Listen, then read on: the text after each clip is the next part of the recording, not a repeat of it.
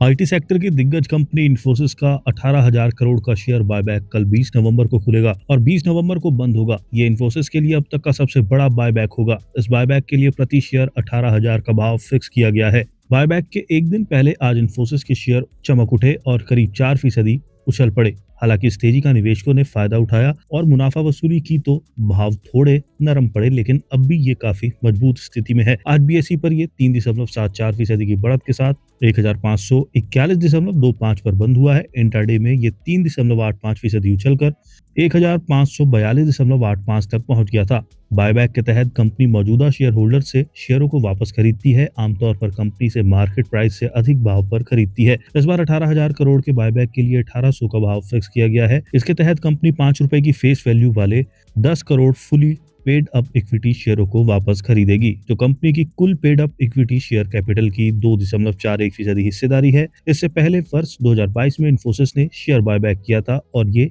9,300 करोड़ का प्रोग्राम था। बायबैक को दो कैटेगरी में बांटा गया है, आरक्षित और जनरल कैटेगरी। रिटेल इन्वेस्टर्स का मतलब है 2 लाख तक निवेश वाले निवेशक और बायबैक की रिकॉर्ड डेट 14 नवंबर के हिसाब से इन्फोसिस में 25,85,684 रिटेल इन्वेस्टर्स हैं। बायबैक के तहत 15% हिस्सा खुदरा निवेशकों के लिए आरक्षित है। आरक्षित कैटेगरी में कंपनी 2:11 के रेशियो में, यानी हर 11 शेयर पर 2 शेयरों को बायबैक करेगी। जनरल कैटेगरी के लिए ये रेशियो 17:706 है। इन्फोसिस ने 22 अक्टूबर को एक्सचेंज फाइलिंग में खुलासा किया था कि इसके प्रमोटर्स बायबैक में हिस्सा नहीं लेंगे। सितंबर 2025 तक के आंकड़ों के मुताबिक इन्फोसिस में प्रमोटर्स के कंपनी में हिस्सेदारी 14.30 है। इसमें इन्फोसिस के को फाउंडर नंदन नीलेकणी की हिस्सेदारी 1.08% है, तो एनआर नारायण मूर्ति की 0.40% और सुधा मूर्ति की 0.91% है। वहीं रोहन मूर्ति की 1.60% और अक्षता मूर्ति की 1.03% हिस्सेदारी है। मुरांजा के रिसर्च एनालिस्ट अभिनव तिवारी का कहना है कि चूंकि प्रमोटर्स बायबैक में हिस्सा नहीं ले रहे हैं, तो पब्लिक शेयर होल्डर्स